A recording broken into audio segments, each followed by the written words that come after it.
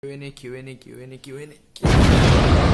Ming Alex aduga 44,500 ka khara subscriber thank you subscribe tawrokpagi anouba ariba loinamak aduga nungdang tumdana ngaibiba kangu thank you. Q&A questions ma hangba lai Nagai mi miyam lai dana furit makak selaga ngasi de ingye dana kanam la oya dre duna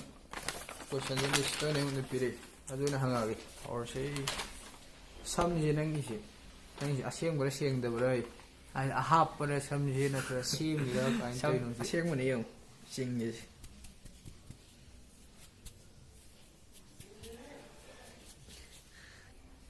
o si ta de sing ni yong ni tapna sing ke kan na sing nu dana nang video se ganjaga singaga natraga sembrai ambau tawdre kwa sada bugde ai athumbudo adu ko chajadre adu thaina pi kandadi loin toromi ajiki tawdre duna ganjagi ko kai kana semba nate dum yom dadi am ni da matang mo ya okay aduga sam khakpui maramji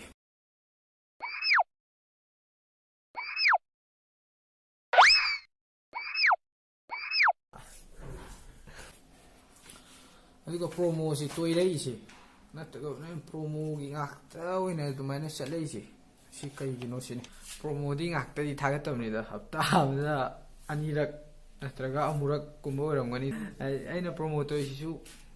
mina request na comments da request tawridana du video semu du man aingonda su moina request tawrokpani sembiu kholo na du daina kana semoe kana haiduino bo moida su kana duini du da aingonda su video nongmagi di dum phangi ado mi mateng pangi na troye se promo video se moi app oma oiro services ama oiro just product ama oiro ai mateng ni pangjeri dana ai khoi na hainei de khoi kanglei saw teni mateng pang na si hana aduga pangaga su kaino complain do pagita alo promo du su mai skit wari du storyline am shemi du di ma adum yengba nuaina bana promo jero just story do promo sponsored video tharam dradi promo gi hypet wahi do hayam de dum askang dida kana opinion ngakta nei saw ya nate next nupi koi da bai matang ai hai gramne du su dum asam ta last one phajana hai hadi ai ji thabak se ayuk pung tare makhai doi tabak yam chin ma sawe to taseng tabak chat pani duga comments me abu han gadra comments se dum ek thagat pagadi dum yo dugi dai tabak ki su ko duga sum Instagram da sum yam ju message lai ado handraga su duga dum thana lai du su ai tabak sima mu success tradi fa no anu mi ta bu si thabang pham da lai bani na ayo nudang mo halani nudang hek thabak hek loi baga hi video among semna bo hona dune script semani storyline ki ka just alu haidi matam da sum pi phangoi ba nupi da alu ga mai chana noi kanu relationship ai dei pau phone dune phone call video call text alu ga ai ma nupi da ot point ta ni ba ai hujik relation da le di ai phone si pang pai de no phone su pang pai call tawroi text tawroi mangonda ai thabak si dai luppa leimna ai sak sa bo ko yauro ne ni ong la aduna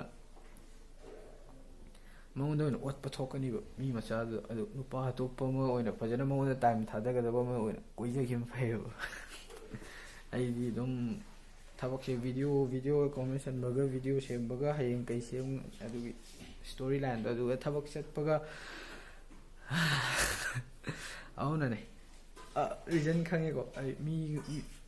mi do torture to win thokani ba ngai halaga dum ai message halakadra nam su ngai lem doini aina this one halaro do yamna mi nupi do no ot pa thokani ba ꯑꯗꯨꯅꯅꯤ ꯑꯩ ꯀꯣꯏꯁꯨ ꯀꯣꯏꯈꯤꯔꯣꯏ thank you ꯌꯥꯏ ꯑꯗꯨꯝ ꯑꯃꯨꯛ ꯈꯔ ꯂꯩꯔ ꯑꯃꯨꯛ ꯇꯧꯁꯤ ꯚꯤꯗꯤꯑꯣꯁꯤ ꯅꯨꯡꯇꯤꯒꯤ ꯑꯗꯨꯝ ꯊꯥꯗꯣꯛꯄꯅꯤꯅ ꯑꯃꯨꯛꯁꯨ ꯅꯨꯡꯉꯥꯏꯇꯕ ꯌꯥꯎꯅꯤ ꯑꯃꯨꯛꯁꯨ ꯅꯨꯡꯉꯥꯏꯕ ꯌꯥꯎꯅꯤ ꯑꯗꯣ ꯑꯩ ꯅꯨꯡꯇꯤꯒꯤꯗꯤ ꯑꯩ ꯏꯁꯥꯗ ꯆꯦꯂꯦꯟꯖ ꯇꯧꯖꯕꯅꯤꯗ ꯅꯨꯡꯇꯤꯒꯤ ꯊꯥꯒꯠꯂꯤꯁꯤ ꯅꯣꯡꯃꯒꯤ ꯀꯩꯅꯣꯝꯃ ꯖꯁ ꯑꯩꯉꯣꯟꯗ ꯍꯥꯏꯇꯥꯔꯦ ꯗ꯭ꯔꯥꯏꯚ ꯑꯃ ꯏꯁꯥ ꯏꯇꯣꯟꯗꯅ ꯏꯪꯂꯤꯁ ꯄꯨꯁꯤꯡ ꯃꯥꯏ ꯁꯦꯜꯐ ꯏꯁꯥꯁꯦ ꯍꯦꯟꯅ ꯖꯁ ꯑꯩꯉꯣꯟꯗ ꯏꯁꯥ ꯏꯇꯣꯟꯗ ꯆꯦꯂꯦꯟꯖ ꯇꯧꯖꯕꯅꯦ ꯀꯌꯥꯝ ꯍꯦꯟꯅ ꯄ꯭ꯔꯗꯛꯇꯤꯚ ꯑꯣꯏꯕ ꯉꯝꯃꯦꯗꯣ ꯑꯗꯨ ꯈꯛꯀꯤꯅꯦ ꯑꯩ ꯑꯇꯣꯞꯄꯒꯤ ꯀꯩꯝꯒꯤ ꯂꯩꯇꯦ ꯑꯩ ꯅꯨꯡꯇꯤꯒꯤ ꯚꯤꯗꯤꯑꯣ ꯁ꯭ꯇꯣꯔꯤ ꯑꯅꯧ ꯑꯅꯧꯕ ꯗꯥꯏꯂꯣꯛꯁ ꯑꯅꯧꯕ ꯄꯨꯊꯣꯛꯄ ꯈꯣꯠꯇꯣꯛꯄꯁꯤ ꯄꯔꯁꯣꯅꯦꯜ ꯕꯦꯇꯜꯅꯦ ꯑꯗꯨꯒ ꯑꯩ ꯀꯟꯇꯦꯟꯁꯤ ꯑꯩ ꯑꯗꯨꯝ ꯈꯪꯉꯤ ꯅꯨꯡꯇꯤꯒꯤ ꯁꯦꯝꯕꯅꯤ ꯅꯨꯡꯉꯥꯏꯇꯕꯗꯤ ꯌꯥꯎꯇꯕꯅꯤ ꯁꯨꯝ ꯍꯤꯠ ꯁꯨꯝ ꯄꯨꯊꯣꯛꯑꯗꯤ ꯀꯥꯏ ꯉꯝꯗꯣꯏꯅꯣ ꯁꯤꯖꯟꯁꯒꯨꯝꯕꯅꯤ ꯅꯨꯡꯉꯥꯏꯕꯒꯤ ꯁꯤꯖꯟ ꯅꯨꯡꯉꯥꯏꯇꯕꯒꯤ ꯁꯤꯖꯟ ꯑꯃꯨꯛ ꯅꯨꯡꯉꯥꯏꯕ ꯑꯃꯨꯛ ꯅꯨꯡꯉꯥꯏꯇꯕ ꯄ꯭ꯔꯣꯃꯣꯒꯤ ꯁꯤꯖꯟ ꯑꯩꯁꯨ ꯄ꯭ꯔꯣꯃꯣꯗ ꯑꯗꯨꯝ ꯐꯪꯕ ꯅꯠꯇꯦ ꯐꯪꯉꯤꯀꯥꯟꯗꯗꯤ ꯑꯩꯁꯨ ꯄꯩꯁꯥ ꯊꯥꯕꯅꯤꯅ ꯁꯝꯁꯦ ꯁꯨꯃꯥꯏꯅ ꯂꯩꯔꯒꯅ ꯑꯩ ꯅꯨꯡꯉꯥꯏꯖꯩ ꯀꯛꯊꯠꯄꯗ ꯃꯤꯅꯤꯠ ꯑꯃꯃꯨꯛꯇꯗ ꯑꯗꯨꯝ ꯁꯨꯃꯥꯏꯅ ꯑꯗꯨꯝ ꯖꯞ ꯖꯞ ꯀꯛꯈꯤ ꯍꯥꯏꯗ ꯈꯥꯛꯏꯁꯤ ꯈꯥꯛꯅꯤꯡꯗꯅ ꯈꯥꯛꯏꯅꯦ ꯃꯤ ꯊꯥꯏꯅ ꯁ꯭ꯀꯨꯜꯗꯒꯤ ꯅꯪ ꯀ꯭ꯂꯥꯁ 1ꯗꯩꯅ 12 ꯐꯥꯎꯁꯦ ꯑꯗꯨꯝ ꯁꯝ ꯇꯦꯟꯅꯗ ꯑꯗꯨꯝ ꯀꯛꯑ ꯂꯥꯛꯑꯕꯅꯤ ꯀꯛꯄꯗꯤ ꯌꯥꯝ ꯂꯥꯏ ꯑꯗꯨꯅ ꯁ꯭ꯀꯨꯜꯒ ꯂꯣꯏꯔꯕꯅꯤꯅꯀꯣ ꯁꯝꯒꯤ ꯃꯇꯥꯡꯗ ꯌꯥꯝꯅ ꯑꯩꯁꯨ ꯅꯣꯏ ꯁꯝ ꯑꯇꯦꯟꯕꯗꯣ ꯍꯩꯅꯗꯤ ꯅꯣꯏꯅ ꯑꯩ ꯁꯝ ꯑꯁꯥꯡꯕ ꯑꯐꯥꯕꯁꯤ ꯍꯩꯅꯗꯅ ꯌꯦꯡꯉꯤ ꯑꯗꯨꯃꯥꯏꯅ ꯑꯩꯁꯨ ꯅꯣꯏ ꯁꯝ ꯑꯇꯦꯟꯕꯗꯣ ꯍꯩꯅꯗꯅ ꯌꯦꯡꯉꯤ ꯐꯥꯒꯤ ꯇꯧꯕꯅꯤ ꯁꯨꯝ ꯄꯔꯁꯄꯦꯛꯇꯤꯚꯇ ꯁꯨꯃꯥꯏꯅ ꯌꯦꯡꯉꯗꯤ ꯌꯥꯕ꯭ꯔꯥ